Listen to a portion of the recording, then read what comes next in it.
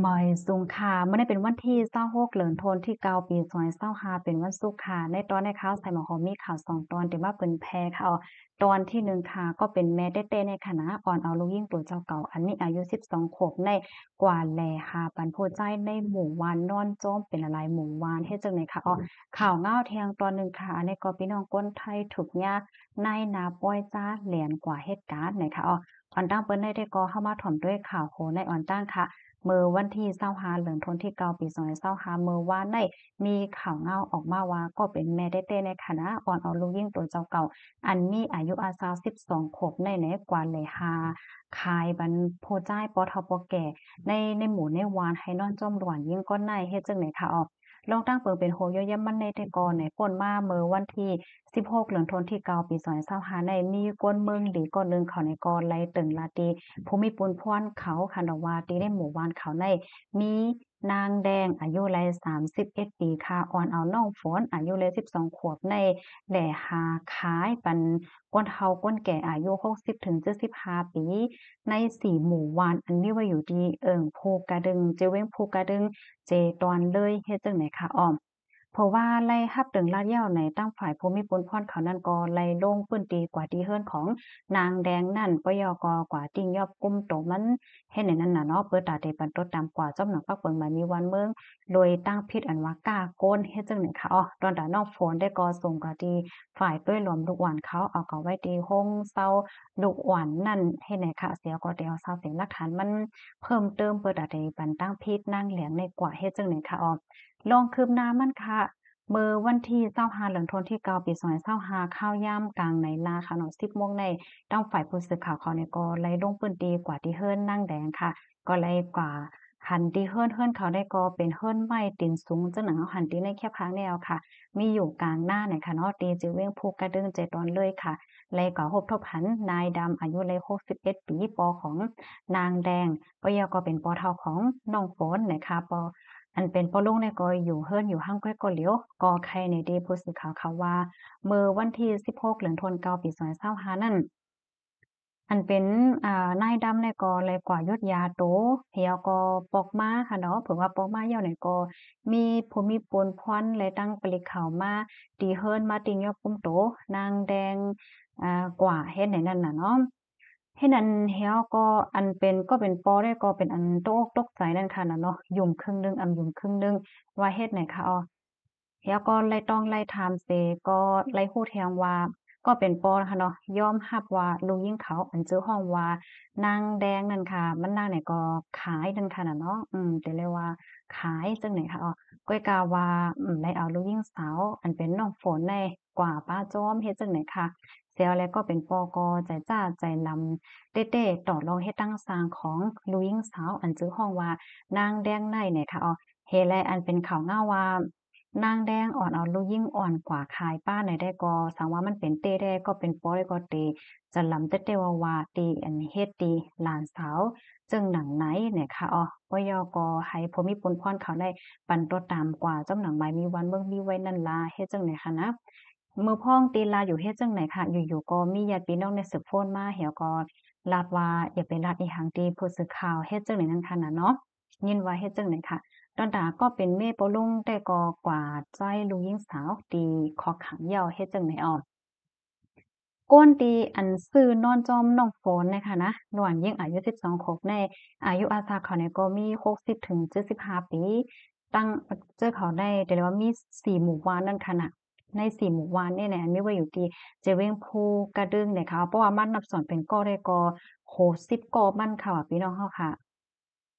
เมื่อเหลียวในตั้งฝ่ายภูมิพลพรเขาเนี่ยก็มีสาเหหลักฐานมันพ้องเหี่ยวค่ะอันเขาไล่ซื้อนอนจอมน้องฝนในหั้นนะ1ปอกในไล่ปัน50ถึง5ปากหวาด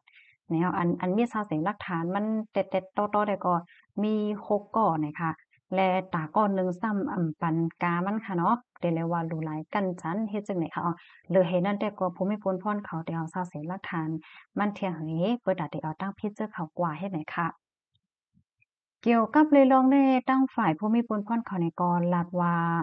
แม่ของลูกหวานได้ก็ถูกย่าเอาตั้งพิษเหยาหยากว่าเหยาในตัวตามตั้งพิษที่ว่ากาก้นนั่นค่ะน่ะดอนด่าก้นตีอันซื้อนอนจอมอันรู้หลายน้องฝนนั่นเป็นภัยละลายไดนั่นแต่ก็เดี๋ยวนี้อยู่ละลายก็ค่ะตั้งไผภูมิพลพรเขานี่ก็เตเอาเตทัดลองตั้งไล่โหย่อยย่ำมันเสียวก็เพราะว่ามีสาวเสียหลักฐานเต็มทนก็เตเอาตั้งพิษกว่าว่าเฮ็ดจังได๋เนี่ยค่ะข้อมูลตอนนี้ค่ะเลยเป็นมาที่ห้องการข่าวอเมรินออกไว้เนี่ยค่ะพี่น้องถอมข่าวโหนายอหันเถิงจังหือพองค่ะ เนาะเมืองโกนหลงในมิตรสอนมิตรซี้น่ะค่ะเนาะอันนี้เป็นลูกยิ่งตัวเจ้าเก่าแต่ว่าเฮ็ดจังไหนคะนะ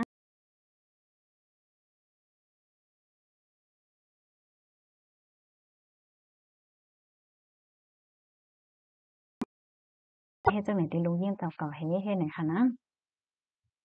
ลูกดีข่าวง่าโหนในเหแลกำในแต่ย้อนอ่อนพี่น้องค่ะมาถ่อมด้วยข่าวโหนในแทงค่ะเนาะ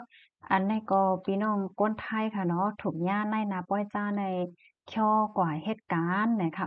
เรื่องสุดก่อนเลยไถ่โตออกมาให้นะคะเมื่อวันที่25เหลืองธันวาคมที่9ปี2025เมื่อวานในค่ะเนาะก็มีข่าวง่าออกมาว่ามีพี่น้องคนไทย10ก่อค่ะถูกนายนาป้อยจ้าในหลอกกว่าเหตุการณ์ที่ในเมืองแคมโบเดียนะคะเขาในก็รัดว่า การอันที่เขาเตรียมสู้สู้กับเหตุการณ์ได้เป็นการงานหรือไรเงินเหลินหรือไรเงินเหลินสูงเฮ็ดในนั้นน่ะเพราะว่ากว่าถึงตีเมืองอังเกอร์บอเรเนี่ยก็ซ้ำถูกย่าส่งโตกว่าที่คอมพานีแคร์ตีหนึ่งให้เจอเขาได้กว่าเฮ็ดเป็น call center อันจะเพียนก้อนใต้เฮาที่ฮ้องว่าอันจะแผนนั่นเฮ็ดจังไหนคะเนาะเมื่อแต่มันได้แต่ก็เป็นโอ้ยก็โอ้ยเซก้นฮู้จักกันนั้นขนาดเนาะโจ้กว่าเฮ็ดเขาก็ลาดว่า เพราะว่าก็ให้การที่นั้นแต่สุดเลยเงินเหลือสูง1เหรียญในก็ได้เลยอยู่ม3,000 ดอลลาร์เพราะว่ามาสอนเป็นเงินไทยก็มแสนปลายเจ้าในายยาวเนี่ยเขาก็วนว่าแต่ไรเงินเหลือสูงเงินเหลือนำในเฮแลจังได้แต๊บๆแต่เสอันกว่าเฮ็ดนั่นขนาดเนาะ เผอว่ากว่าเหย้าเนี่ยก็มันก่อมใจเหมือนจั่งหนังอันที่ว่นไหวเฮ็ดจั่งไหนคะเนาะอันเป็นป้นมือถือว่าจั่งว่าเฮ็ดจั่งไหนก็ถูกย้ายึดเอาไว้เสพามอำปันออกกว่าต่างที่ต่างตั้งแต่ละอยู่จอมหนังที่อันเขาหางแฮ้นไว้ปันกะนานก้วยปยกเต็กใจภัยเหตุการณ์เสียก็ให้ลาดปันที่หอที่เฮิ้นว่ารถเพเหย้าค่าถึงที่เหตุการณ์เหย้าค่าในหนังหือก้นที่เฮิ้นบ่ได้ยุ่มว่าเขาได้กว่ารายการหรืองานหรือ เตๆเหย่าเนาะนี่เนาะเหย่าก็ลัดที่เฮิรนว่าถึงฮอถึงเฮิรนใหญ่ไปกว่าตึงลัดปริภูมิพลพรหังหน้าอยู่ลีกินวานอยู่ในเขาได้เต็กใจก้นที่เขาเอากว่านั้นลัดมาที่เฮิรนว่าเฮ็ดจั่งไหนเนี่ยค่ะเมื่อพ้องหนังนั้นนะเขาเนี่ยก็ซ้ำแฮกข้อมูลส่วนตัวยอดหมายลับโพนว่าซังว่าเฮ็ดจั่งใดป้าแทงลูกกว่านเฮ็ดไหนคะนะที่คอมพานีอันนั้นได้มีผู้รับการ3ปากถึง10ปากก็ค่ะกำนำก็ได้เป็นคนไทยว่าซึ่งในคณะถุงยาหลอกเลียนกว่าเหตุการณ์นะคะสังว่าผู้ไลภัยเหตุการณ์จ้อมหนังอันเขาตั้งวางไว้นั่นเนี่ยก็เตถุงยาเฮ็ดให้มันก็ถุงยาขายต่อกว่าแทงตักดีเฮ็ดจังไหนเนี่ยค่ะในก้นในนาหอตอเฮิรนก้นอันยาหลอกเลียนก่อนนั้นก็ลาดว่าเมื่อเหลียวในอันเป็นก้นแขนน่ะเนาะอันเป็นเจ้าการเขานั่นก็ลาดว่าป้อสู่แค่ไรโตก้นสูงขึ้นก้นในเฮิรนสูงขึ้นก็เตไลปัน กาถ่ายมั่นค่ะนั่นก็ใน200,000 บาทในเขาเด็ดปันข้าวยาม1 วันเพราะว่าข้าวยามกันน่าเห็นเลยสุ่มเอาเงินมาปันเพราะว่าเนี่ยจึงเตกุ้มขังเตจางย่าถูกย่าเฮ็ดให้อันมันก็ย่าค่ายก็อยู่แทงต่างตีต่างตั้งเฮ็ดไหนค่ะตั้งฝ่ายญาติพี่น้องเนี่ยก็ตุกย้อนให้ผู้ใหญ่ก้นลงภูมิพลพรเขาจอยเทียมปันในปอกกำในเสกำว่าจังหนังไหนไหนคะค่ะข้อมูลอันในก็ข่าวในปึงอิงมาดีของการข่าวช่องเจ็ดออกไว้เนี่ยค่ะเนาะในก็เพราะว่าเฮาค้ามาด้วยอยู่ว่าแต่จังเป็นข้อฟังเรื่องถึงเป็นพี่น้องค่ะหลายก็อยู่ค่ะเนาะเมื่อเข้ามาโจ้ได้ก็ได้เป็นนิ้วหนึ่งแค่ไหนค่ะนะเพราะว่าก่อนถึงยอก็ได้เป็นนิ้วหนึ่งเพราะว่าใครปอกมาเนี่ยก็ได้เลยปันเงินกาไถมันกานั้นก็ได้กานั้นก็ได้มันเป็นไว้ให้ได้นั้นค่ะนะเนาะก็เพราะว่ามีไผไหลมาโจ้พี่น้องค่ะได้ก่อให้การที่นั้นที่ได้ในก่อนที่เฮาค่ะได้ก่อนนั้นก็วนด้วยหลีๆค่ะเนาะถามด้วยเปิ้นหลายก็ให้ไหนค่ะนะเพราะว่า ถูกย่าห้องกว่าเหย้าในตาเดข้องกันจ้อยกันปอกขึ้นมาก็มันก็อำนายจังหนังว่านั้นยาค่ะดอกค่ะยินจมกูก็ตีรับถอมปันแห้งค่ะย้อนให้พี่น้องค่ะอยู่เลยกินหวานแลรอดเพ่กันกูก็ค่ะเนาะค่ะเหมือนทรงค่ะ